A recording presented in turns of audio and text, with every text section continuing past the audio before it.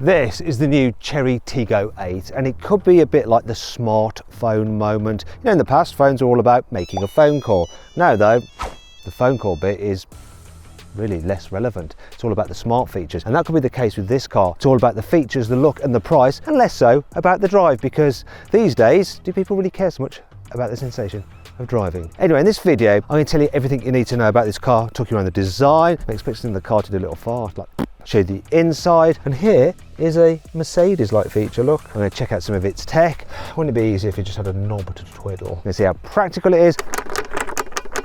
I'm also going to see how good it is to drive. Oh, and of course, I'm going to tell you some good things about it. Oh yeah, that's lovely. And some bad things about it. I'm Matt Watson, and you're watching Carwow. Let's start off this video by talking about the design of the Chery Tiggo 8. Now, car's looks are so important as to whether it's going to be a sales success or not, and this car looks good. And in some ways, I think the fact that it's a relatively unknown brand helps it. You see, most people won't recognise that badge, so they won't have any prejudice against it. They'll just look at it and think, do I like the look of the car or not? And actually, it looks quite expensive. Anyway, let's walk around the side. Oh, real air vents there, that's good. Now, every single car pretty much has the same design, regardless of what trim you go for. They all have 19-inch alloy wheels, though the design of them does change slightly. But they all get the satin roof bars, the chrome surrounds. The only option on this particular car is this green paint. They have poppy-outy door handles. I'll just pop them in, so they lie in flush like that, and when you go to get in, you can actually make it so you get close to the car and the doors will actually open automatically for you. I'm not a fan of these door handles. It's a bit like pulling on someone's finger. It's a bit weird. Pull my finger. Enough of that, let's move to the back. Right, so once again from the rear, it's a good looking car. And people go, well, Chery, I don't know what that is. Why have they spelt it wrong? Surely it's double R. But there is one thing that I find a little bit offensive. Can you guess what it is? Right, I'm going to use the Carwow stick of truth to illustrate. It is this. The fakest of fake exhaust pipes.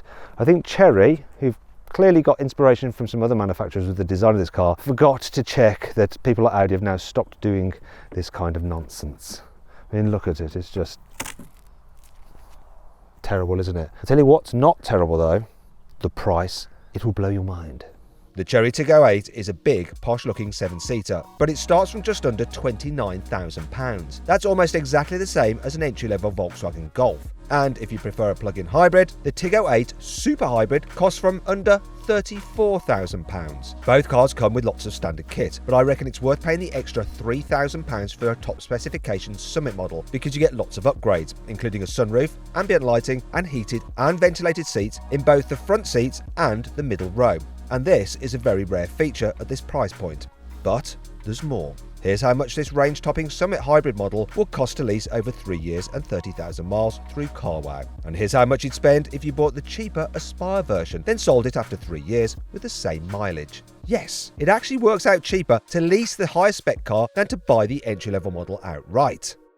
Now, I know that may not seem like it makes much sense, and that's why it's very important to go to Carwow and check out the latest prices for the vehicles new and for their lease price as well, so you can compare them. To do that now, click on the pop-out banner up there or scan the QR code on screen now. There's also a link in the description of this video. Considering the price of this car, the interior is quite epic. I mean, it feels like a premium car in here. There are certain touches that are Mercedes-like, such as these speakers, the shape of this door panel. The material, actually, this leatherette material. Apparently this is real leather on the steering wheel. The drive select, that's very Mercedes, and the quality of it's nicely damped, way better than in modern BMWs, to tell you the truth. In fact, all the materials feel really, really, really nice and solid. It's only when you go lower down that it gets scratchy, but that's the same with modern Audis and Mercedes and everything, really. It really is really good. And this car has impressive tech. So this screen is beautiful, it's responsive, and it's reasonably easy to navigate, just how they lay everything out. So I'll just put it on the navigation quickly so you can see how it zips around. I'll actually let you have a demonstration very quickly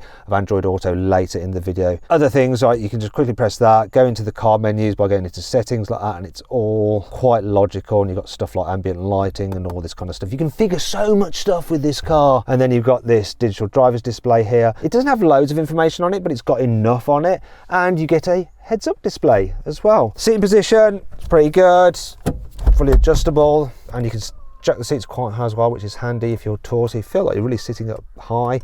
I like the way that you're separated from the passenger. It feels expensive and sporty. And here is a Mercedes-like feature. Look, the way you have the armrest that actually opens, so you can have it down like that. It's also cooled in there, it's a reasonable size. You've got 2 deep cup holders there, and you've got your wireless charging pad there on that side, and that doesn't actually charge. But look at this, 50-watt wireless charging, and it's cooled as well. There's some quick controls for the climate here, so you can just press that to turn the air conditioning, or put it onto auto, or demist the windscreen, or to the back window, which is handy. Turn it off, there's more storage down here. What's a bit bizarre though is that you have something for everyone here, right? Because you've got a USB old school and a more modern USB-C. Don't know why they're fitting the USB there, to tell you the truth.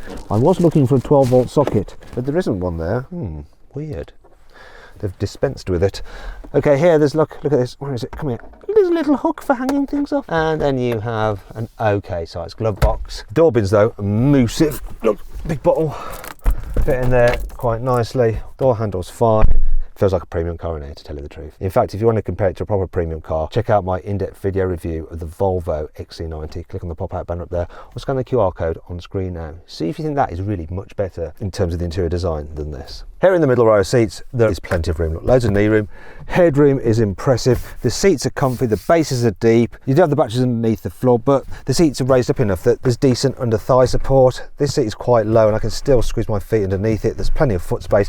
I am very happy with this, and look, you can slide the seats forward and backwards, and look, you can, bloody hell, that's comfy. Now, shall we try it with 3 in the back at once? Come on then, everybody in. Here we all are, all together, 3 men in the middle row. It's, your headroom's fine, your knee room's fine, shoulder room is a little bit tight, but we could put up with this. In the centre seats, well, I've just showed everyone my crotch, awkward. The centre seat is reasonably comfy as well. Should we get out now? That's enough, we've done the demo. So, one other thing I can show you is this. Look, you can move the front passenger seat forward here, if you want to, when you're in the back, which is handy. If you're fitting a baby seat, should we fit a baby seat? Because look, isofix anchor points, very easy to get to. I'm just going to whiz round and fit one. Come on then. Okay, here we go, here we go, here we go, here we go, here we go, here we go.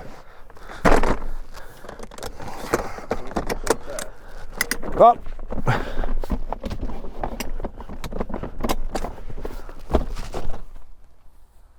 How easy was that? And look, so much room. So much room. Here we go, let's get this out of the way. Right, I want to show you this as well. So we've got seated heats, also known as heated seats, on the outer seats. A little weird storage area there. Focus on the seat backs. Big door bins, windows that don't go all the way down, unfortunately. I'm thinking, oh, there they are, the charging ports. They're once again USB-C and old school USB. We have an armrest there with some cup holders, but this is the bit we really need to test, the very back seats. Let's do it. To get into the back, pull this lever, seat slides forward. Now, I'm going to need you here, James, I'm going to need you here. If you just pop round this side, Lewis, you might need to help here. We need to just pull that seat, that's it. So everyone can see what's going on. Right, come on then, matey boy. Get yourself in. You in? Yeah. Right, can you move yourself a little bit forward? Because knee room's a tad what's that like? Have you got enough knee room? That's all right, yeah. You happy? Yeah. Do you want to recline a bit more? You could recline a bit more, can you? Yeah, that'll do. Look at that. So, right, look, I've got enough knee room. I'm not like with my bottom on the floor, so it's not the most uncomfortable position.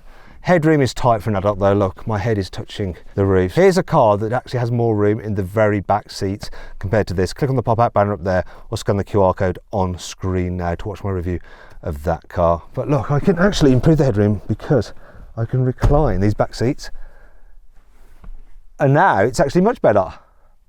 I'm okay back here. Won't want to go like for like 200 miles or something, but you know, 50 miles, no problem at all. And we've got things like cup holders and stuff there. What else we got? My own little window. And that's it.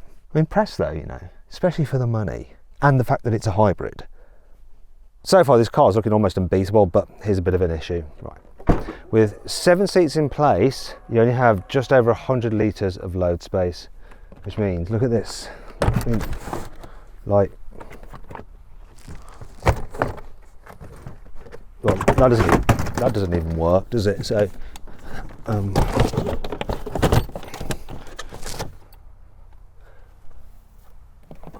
Will it shut?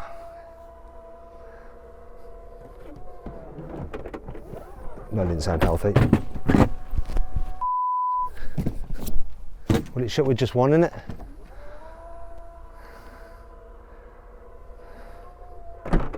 Nope. Third time lucky. Yep, with one. Now, Peugeot 5008 plug-in hybrid, it has 3 times the load capacity with all 7 seats in place. And if you want to see my full in-depth video review of that car, click on the pop-out banner up there or scan the QR code on the screen. Follow the link in the description. Now, when you fold down the back row, look, that's really big. Oh, and look, we have a 12-volt socket. There is one in this car, it's here. There it is. Right, and then to fold down the middle row, it's quite a reach. Oh, bloody hell, I'm gonna have to go round. I wish it had, oh, the car's locked itself. I leant on the key. Shut up, you idiot! It's only me. You have to go round. No, wrong button. Who's the idiot now, hey? It's me, isn't it? But they do like completely flat, look at that, and they lock into place. It all feels very expensive, actually. Look, that's like blooming Audi, that is. Actually, that clicking sound wasn't a lock. Do you know what it was? It was the headrest being levered up. I thought it was it locking in place like in an Audi Q7. This is what they do. That's nice, isn't it? Anyway, look, quite a flat low bed, pretty handy. See what's not handy though, when these rearmost seats are in place,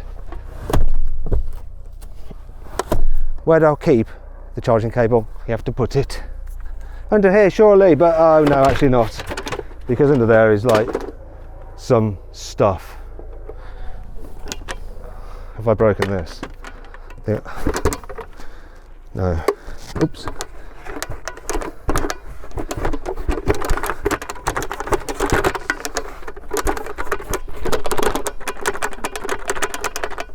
It's a musical instrument. James is dancing over there. Yeah, we've been eating some wild mushrooms.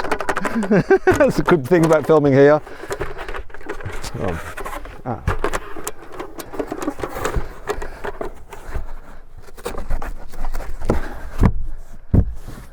Anyway, like I was saying, can't put them under there. Just put it there. And that brings us to 5 annoying things about this car. Well, I love the full screen Android Auto and Apple CarPlay display. There is one slight issue. See those icons to control it? When you're actually sat in the driver's seat, the steering wheel blocks them, so you have to look around. That's not all. Let's say that you want to alter the climate control. You then have to swipe, go on there like that, to then press another button to access the climate control. Come on, that's just the fan speed, isn't it? Give me the full climate. Give me the full climate. Full. Where's it? Where is it? All of it. No, not that. Not that. Where are you? Normally there. Okay, so you can use the voice commands if you want to, but wouldn't it be easier if you just had a knob to twiddle? Twiddly knobs. There's this weird noise coming from behind the dash, like a wind whistling sound, even though I'm stationary, and I've got the climate light turned off. Hear that? It's very eerie.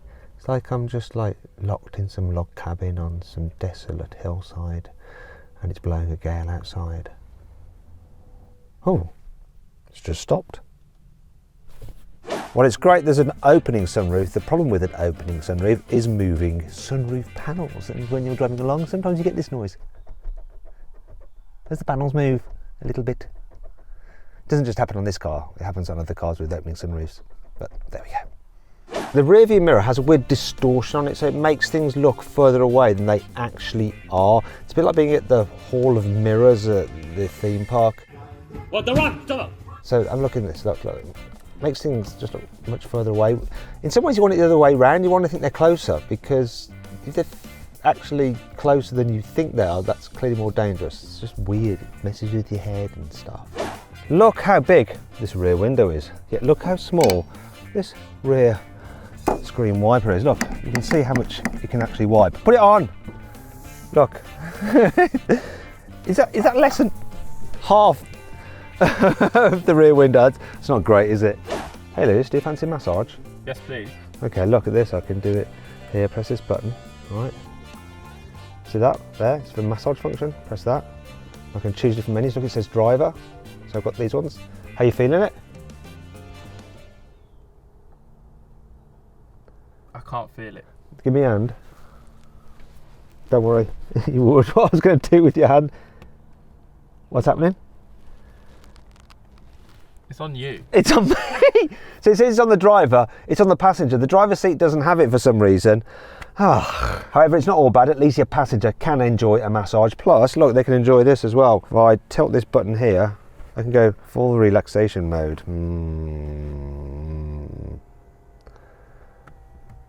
Obviously, you'd never be able to do this as the driver. I'm just going to chill with my massage in my business class seat.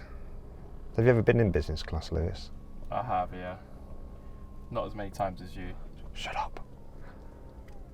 Oh yeah, that's lovely. The Tiggo 8 comes with a 100,000 mile warranty which lasts for 7 years on the car and 8 years on the battery.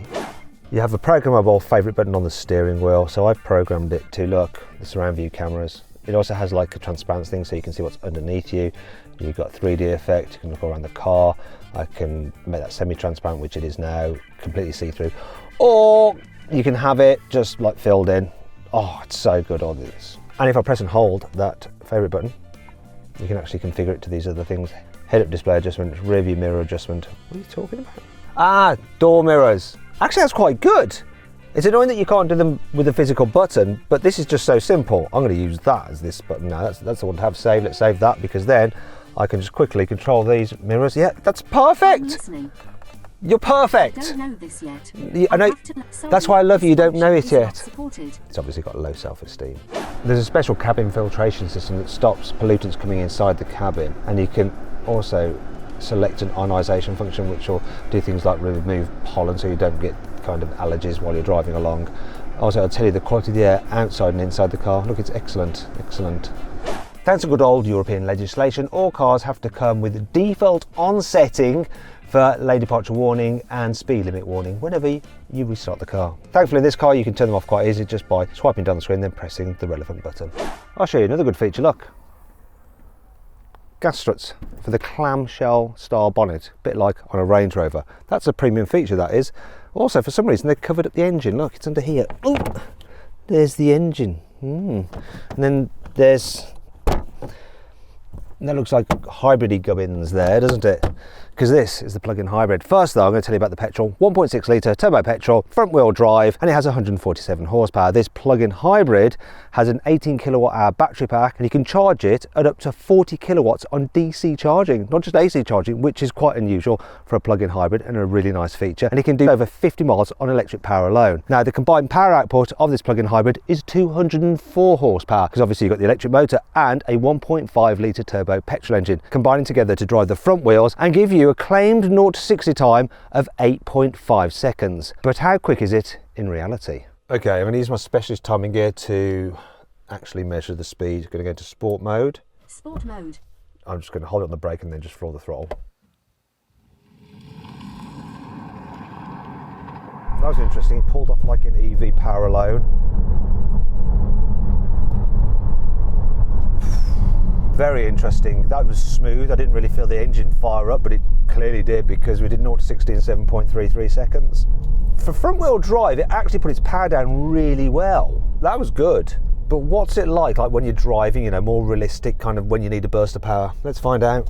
I'm going to put the car into normal mode because this is how you can drive it most of the time. I want to see the pickup from 30, so you're just like, oh, driving along when you're in business, and then you're like, oh, I really need to like zip ahead, find this gap in traffic or whatever. You know what it's like. Anyway, what's it like when I floor it? How long to get up to 70? 3, 2, 1, go.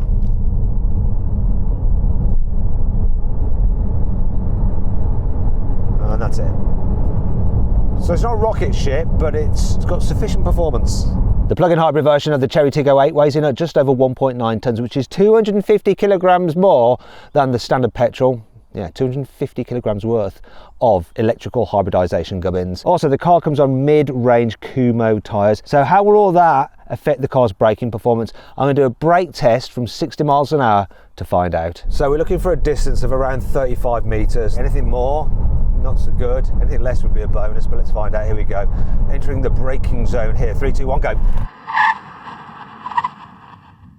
Whoa, stood on its nose. What did it do? 36 metres. So, okay. It's okay. It's not brilliant. It's okay. Now, what's not normally okay with these Chinese hybrids and electric cars is the braking feel. So when you're just trying to slow down gradually or gently, they can be a bit jerky. The brake pedal can feel inconsistent. So I want to see what the brake pedal feels like when you're just driving along normally. Have they got it sorted? Let's give it a go. To put this car to the test, what I'm going to do is take this bottle of water, put it in the cup holder with the lid open. The water bottle is full. I've got my phone nearby for a little bit of jeopardy. Now, we need the car to brake steadily. I'm going to do a number of different stops, and we want to make sure that no water comes out of there. Look, see how, I only have to tap that and water's coming out. You ready? Watch this. We've also got Lewis filming, and he will pass his verdict on how smooth my braking is. So this is like kind of like towny stuff, right? Around 20. Right, I'm going to brake.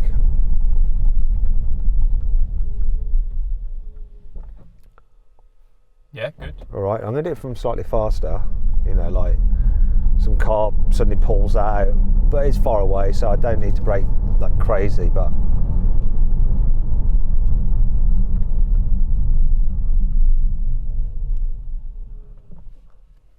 that is smooth, isn't it? Yeah, absolutely fine. Right, I'm going to like go all in. Look, this is probably a bad idea in any car. I don't know if this is a fair test, but sod it, here we are. Sorry, Chery, if this falls over. Lewis has like got his hand out to try and catch it, but no, mate, you can't catch it. This has got to be smooth. This last bit has got to be smooth. Oh,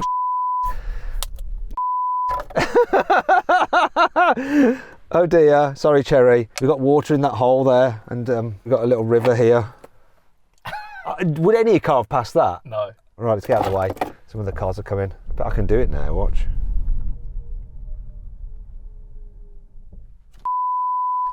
That, why? I think it was me, not the car. Added weight of the bottle with more water in it. More water at the top, maybe, Lewis, maybe it was that. I think I was just a bit jerkier. But it's smooth enough, isn't it, don't you think? Yeah, it is, yeah. Yeah, they managed to get the brake pedal feeling okay. Now, one of the ways that Chinese cars often don't perform as well as their European competitors is in the feeling of their controls, the steering and the throttle pedal. What are they like on this Chery? So the throttle pedal feels totally natural, so the amount you press it is the amount of performance you get, so it's exactly what you're expecting, which may sound like obvious, but some manufacturers don't get that right. Chery have with the Tiggo 8, which is good news. What's less good news is the steering. So it has no feel at all and no weight to it. It's so light, which is fine in town, but when you're going quicker, you want to feel the car feels sturdy. This is too light. It feels a little bit kind of disconnected from the road, and you'd be driving along thinking, oh, I need to put it in sports mode then, don't I? And actually you're already in sports mode, and then you end up in eco, so you have to go back into sports mode and go, really? This doesn't feel like sports mode. No, it's not sport mode for the steering, my dear. It's definitely not.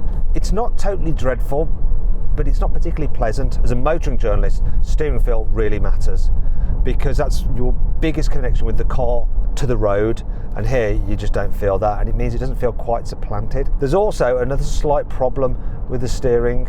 If you're steering around a corner and you put your foot down when you're coming out of it, the wheels spin a bit. And then there's the other thing, that if you're just accelerating in a straight line, sometimes the steering wheel starts to hunt around a little bit, and that's because the front wheels are trying to find grip, and it's like sort of like steering you rather than you steering it. It's only minor, but you do notice it. And then there's a final thing to do with the steering. The problem is this, right? If you go over a bump like this with steering, you get a real clonk. I don't know if you saw the steering wheel then like shake. If you hit a bump or that, it really clonks to the steering wheel. So most of the time you're not feeling anything, and then when there's something bad to feel, it lets you feel that. It's a bit odd. Here, we're going to do it again. Look, probably around here. Look, is there a bump? And I'll put my foot down. There, can you see it kicking the steering wheel? I mean, that is a bit... An Audi wouldn't do that. A BMW wouldn't do that. But you wouldn't get a 7-seater BMW for 37 grand fully loaded. Can't have everything.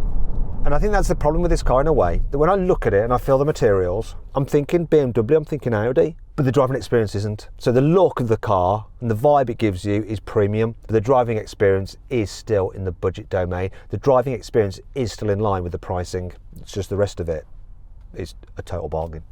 Speaking of which, if you're willing to consider a second-hand car, there are some amazing bargains available through Carwow on used 7-seaters. True story, right? My friend's just had a baby. It's his third child. So he's looking for a 7-seater and he's going to go with something used. And I found this car on Carwow. It's a 6-year-old Audi Q7 and it's got 42,000 miles on the clock. But now I'm thinking to myself, you know, should I really be recommending him that Audi? Or I'm going to recommend this as well as an alternative, probably not the plug-in hybrid, because for the same money, 32 grand, you can have the top spec petrol version of this Chery Tiggo 8.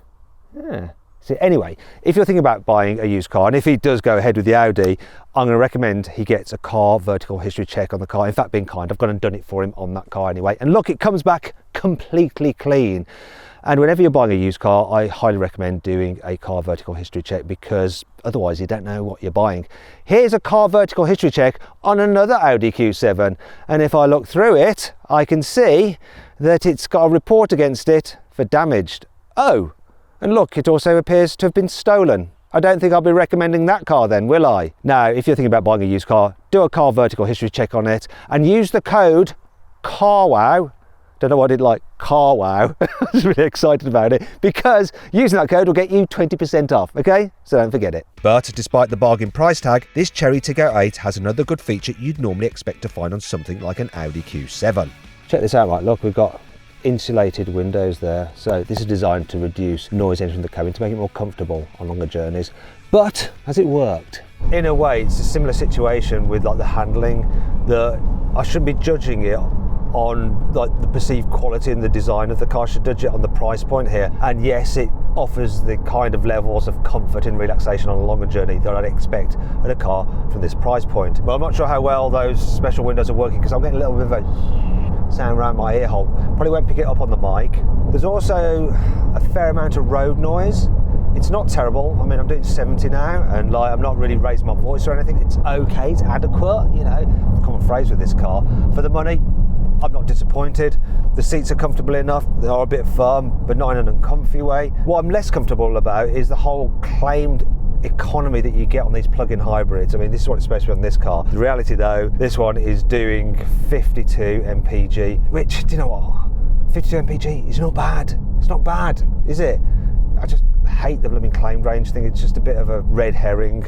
So the economy is fine. And what you can do is just obviously charge it at home and then just run in electric only mode. I can't actually tell when the blooming petrol engine's in. That's a good sign. It means it's smooth. That's electric only mode. Put my foot down. So you tell the engine kicking in then? No. You just can't, can you? When you're going slowly in town, you can. You hear it go, but generally. Another thing is the suspension. So I wouldn't say it's necessarily firm, but it's a little bit fidgety at times. So the car's always like moving around just a little bit, can't fully settle. Like premium cars feel like they're sucked down onto the road, and many European cars as well, even like Skodas and stuff are like onto the road. This doesn't. It feels a little bit like, oh, hello, hey, what's going on? It's not terrible, but it just doesn't give you the confidence to really rip it along. But I mean, are you gonna? You've got a car full of kids. Being a 7-seater, obviously this is a big car, which could put some people off. So just how easy is it to like drive in tight spaces and round town? Well, for starters, visibility is good. You sit up high, the dash is quite low, so the view forward is brilliant. Huge door mirrors as well, really good. The only issue is that odd rear view mirror. I don't know why they did that. You know what, Chery, if you're watching this, get that sorted for the European market, because Europeans aren't gonna like this. We're just not used to that kind of like effect on a rear view mirror. You can really hear the pedestrian warning noise, can't you, inside the car, which is a bit annoying. Okay, let's do a 3-point turn. I love the way that pops up. I can make it go away by pressing the button on the steering wheel and then make it big to see more like that, and then just UE. There's a car park there now, so I'm not sure if I'm going to get round. The turning circle is 11.2 metres, which is kind of average for this kind of car. I've got my angles right or wrong. Come on, this is where the tech is just sorted. Right, if I can make this is just banging. Make it, make it, make it, make it, make it. Oh, I love having the distance on there. Thank you, Chery. I would not have done that without this camera system. I would not have given it a go. Lovely. Yeah, supercar to drive in town. Very easy. The tech is there to help. So then, what's my final verdict on the Chery Tiggo 8? Should you avoid it, consider it, shortlist it, or just go right ahead and buy it? Well, if you want a 7-seater plug-in hybrid that looks premium but doesn't have a premium price, just go right ahead and buy the Chery Tiggo 8. Thanks for watching, and I'll see you next time.